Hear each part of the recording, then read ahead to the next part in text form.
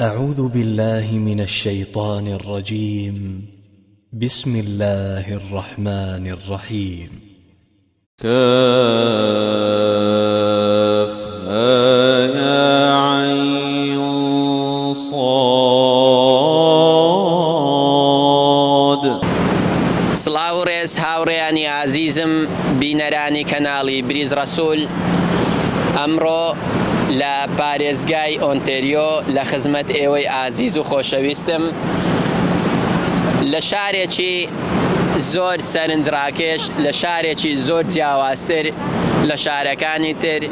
ئەمڕۆ زۆرینەی بینەرانی کەناڵی بریز ڕەسوول دەزانن من لە شارێکم لە وڵاتی کەنەدا. بە بینینی ئەم تاڤگەیە، وەکو خۆشتان دەزانن، شاری نیاگارا زۆر بەناوبانگە بە هەبوونی چەندان تاڤگەی زۆر جوان و دڵڕفێن و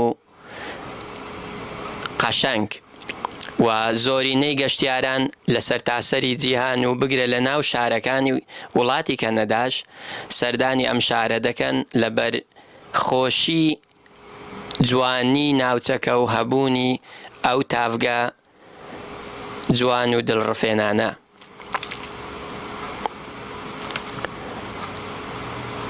تاڤگەکانی نیاگارا لە ویلایەتی ئۆنتێریۆ شارێکی کەنەدایە و شارەکەش هەر بە تاڤگەکانەوە ناونرایە.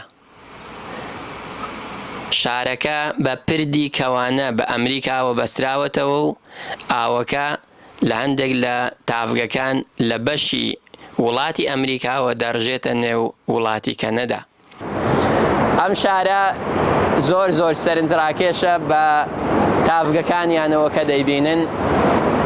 ئاوەکەی بە جۆرێک سەرنجڕاکێشە، ئینسان دڵی زۆر زۆر پێخۆش دەبی کە کاتێک سەیری دەکا. تکتمان کڕیە و ئێستا کە سواری بەلەمەکە دەبین بۆ ئەوەی لە نزیکەوە لە تاڤگەکان بڕوانین، و گەشتیارێکی زۆریشی لێیە کە دەبینن خەڵکەکی یەکجار زۆر لێرانە وەستایە بۆ ئەوەی بەلەمەکە بێت و سوار ببین.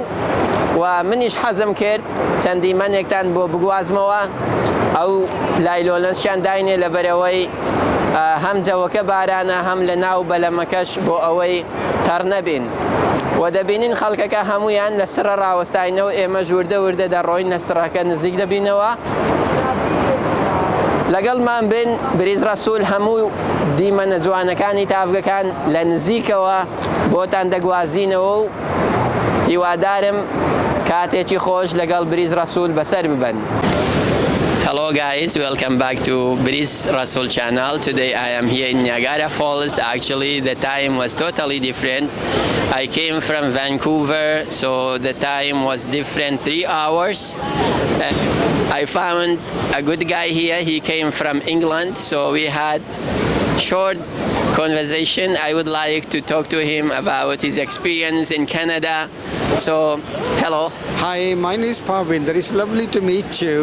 And me and my daughter Pia travel all the way from Birmingham. And our first day was at Toronto. And from Toronto we driven today to Niagara Falls. And it's such a mesmerizing experience. It's a kind of a beauty you cannot describe in words. You have to experience it in order to find the exact what the nature has to offer. It is such a blessings in disguise that we are here. We managed to go behind the falls. We went to this electric generator plants as well, and we just had a lovely meal. And now we met a lovely people here. Thank you so much. Nice to meet you. Actually, it is fun to be here, especially when you have experience to see something different. That's right. And meet people. Yeah, exactly.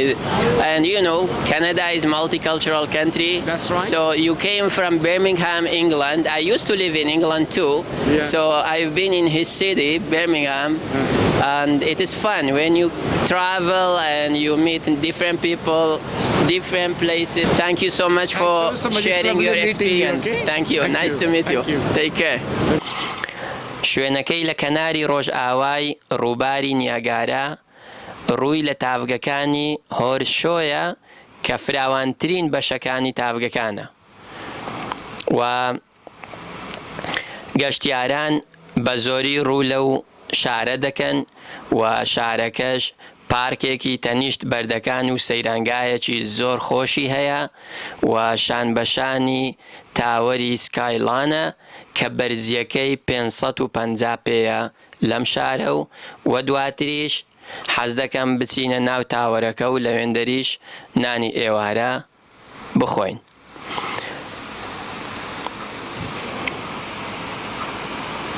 خەڵکەکە وردە وردە دێن بۆ ناو بەلەمەکە، گەشتیارێکی یەکجار زۆرن،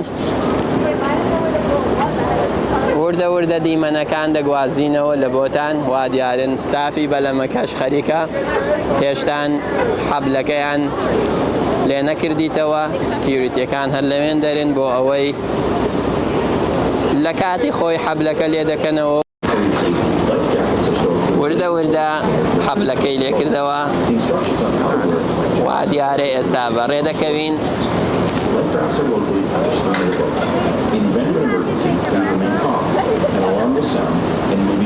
نیاگارە فۆڵس شارێکی گەشتیاری زۆر زۆر خۆش و دڵڕفێنە لە پارێزگای ئۆنتاریۆ، شارێکە لە شارەکانی مێترۆ تۆرۆنتۆ. ئەم شارە جیاوازیەکانی زۆر زۆر زیاترە، ئەویش بە هەبوونی چەندان تاڤگەی دڵڕفێن و شەلالی سازگار. وردە وردە دیمەنە جوانەکانی تاڤگەکانتان بۆ دەگوازینەوە و نزیک دەبینەوە لە تاڤگەکە. خەڵکەکەش هەمویان کامیرە و مۆبایلەکانیان دەرهینایە، خەریکی وێنەگرتنن بە هیوای کاتێکی خۆش بۆ هەموو گەشتیارێک و بە هیوای سەلامەتی بۆ هەمومان. هیوادارم کاتێکی خۆش بەسەر ببین. گەشتیارەکان هەر یەکەی لە ڕوخساریەوە دەیخوێنیەوە زۆر خۆشحاڵن بە بینینی ئەو دیمەنە جوانانە، بە بینینی تاڤگەکان، هەرچەندە کەش و هەوایەکە ساردا،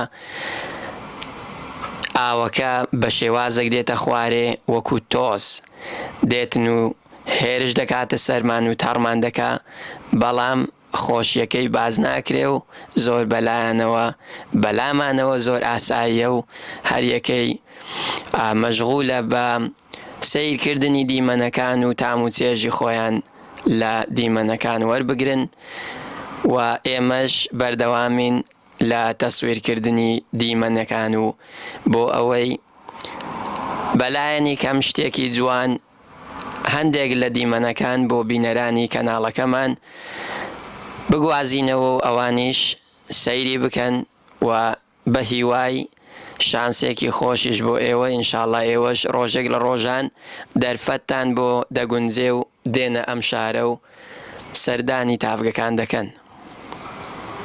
Its water flow, 75,000 gallons or 8,800 liters per second. In a recent notable rockfall, in 1954, a large section broke off and fell near the end of Prospect Point. Next is Bridal Veil Falls, the smallest of the three waterfalls. It is located on the American side, just to the right of the American Falls, separated by Luna Island. Goat Island is much larger and separates the American and Bridal Veil Falls from the Canadian Horseshoe Falls. خۆشەویستانم، ئەو تاڤگەی دەیبینن لە دیوی ئەمریکاوە، ئاوەکە دێتە ناو کەنەدا. تاڤگەکی یەکجار جوانە، گەشتیارێکی زۆر لە ناو بەلەمەکەنە ئێستاکە و هەر یەکەی خۆشی خۆی دەردەبڕێ و کامیرەکانیان هینایتە دەرێ، بە وێنەگرتن مەشغولن، سەرقاڵی وێنەگرتنن. هەندێکیانم دوان لە بەریتانیاوە هاتبوون، هەندێکی تریان لە ئیتاڵیا هاتبوون و خەڵکانێکی تریشی تایە، هەر خەڵکی شارەکانی ناو کەنەدانە.